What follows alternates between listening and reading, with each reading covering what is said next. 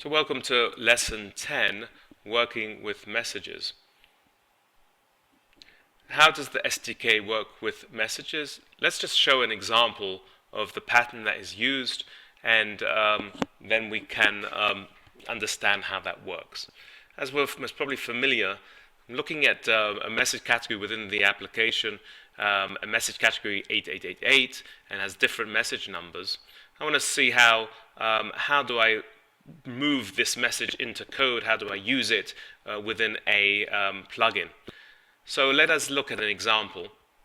I'm going to go into my into Eclipse, and I'm looking at our validation program, and we have over here an example of we're going to look at this particular check over here. This actually corresponds to let's just see how that works. If I actually create myself a new user setup process, and I, in this setup, write some garbage here, but let's say I make this number smaller than the one ahead of, behind the new dates. I have an error coming up. Number of days old must be greater than. Then where is that coming from? Well, that comes from our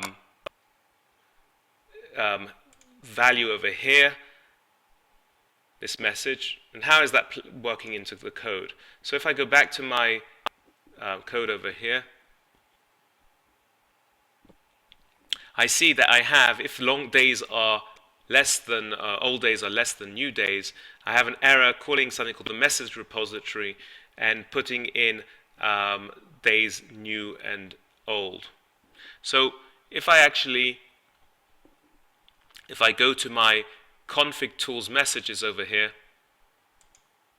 I have these messages that I have, and here is my one, old days is less than new days. And the way it works is that you wrap this into a message repository, and we have a message. All of these are in the same package, showing, and I can add the parameters old days and new days. So if I actually look over here, I've created a message, but in fact, I didn't actually add the parameters. If I add the parameters like this, since I actually added them in code, this should actually come out with an even better message. So if I actually go in now,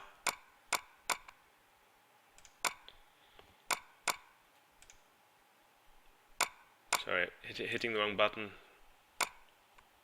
Let's just do that one more time.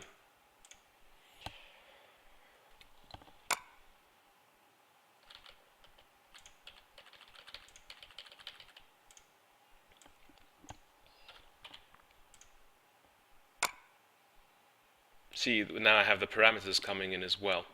So again, just to summarize, what we do is we create a message, config tools messages, and this is in the same, again, this is the file, the class, which is in the same package. We have the message category, we have all the messages as just constants over here, and then we make a message repository which calls them, extends the config tools messages. And again, this one over here is using an abstract message repository, and then we have some static methods over here which do the work, so that when I go into my my actual validation code, I can call that directly message repository and call my my methods that way.